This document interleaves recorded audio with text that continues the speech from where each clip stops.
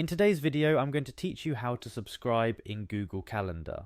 Starting with the basics, Google Calendar is an incredibly useful tool to keep your schedules, appointments, and various engagements in order. Whether for personal use or staying in sync with your work team, subscribing to a calendar can make all the difference in staying organized. First things first, to embark on this journey, you need to log into Google Calendar. Navigate to Google Calendar's login page. Here you'll need to enter your email and password. Don't rush this part, make sure you enter your details correctly. After you've filled in your credentials, click Next to proceed.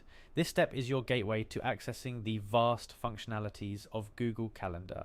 Once logged in, we'll be looking at Google Calendar as it stands in October 2024, a future moment where you might be planning events or looking to stay organized. The interface gives you a broad view of the entire month, making it easy to see what you have planned at a glance. Take a moment to familiarize yourself with the layout. Knowing where everything is can save you time in the long run. Next up, you'll want to add a new calendar to your account. Look for the Other Calendars section located on the left-hand side of your screen.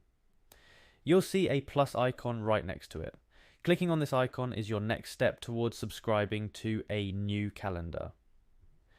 This action opens up several options, but for now we are focused on subscribe to calendar. After clicking subscribe to calendar, you will be prompted to enter the email of the calendar you wish to add.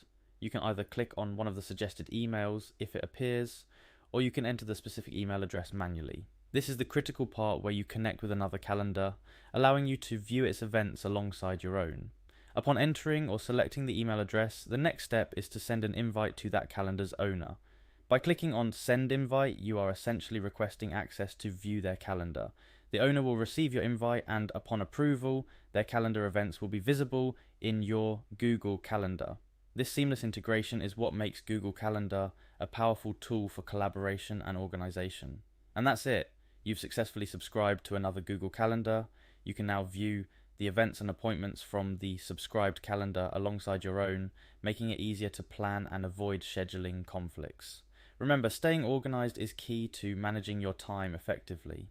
By subscribing to other calendars, you can keep all your important dates in one place, ensuring you're always on top of your game.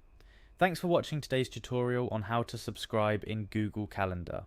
Whether for personal organization or coordinating with others, mastering this tool can truly streamline your planning process. Stay tuned for more helpful guides.